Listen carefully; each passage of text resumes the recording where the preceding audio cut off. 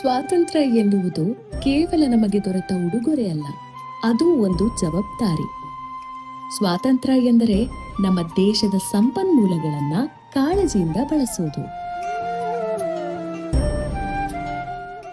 ಸ್ವಾತಂತ್ರ್ಯ ಎಂದರೆ ಯಾರೂ ನೋಡದಿದ್ದರೂ ಸರಿಯಾದದ್ದನ್ನೇ ಮಾಡುವುದು.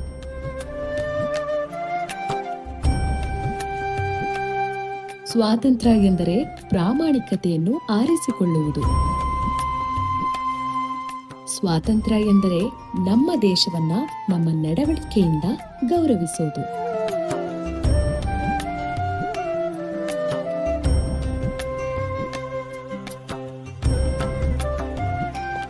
ಸ್ವಾತಂತ್ರ್ಯ ಎಂದರೆ ನಮ್ಮ ಆಯ್ಕೆಯ ಹಕ್ಕನ್ನ ಚಲಾಯಿಸುವುದು.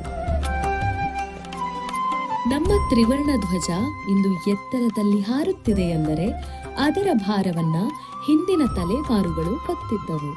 ಅದನ್ನು ನಾವು ಕೈಗಳಲ್ಲಿ ಮಾತ್ರವಲ್ಲ, ನಮ್ಮ ನಡೆ ನುಡಿಗಳಲ್ಲೂ ಎತ್ತಿ ಹಿಡಿದು ಮುಂದುವರೆಯೋಣ.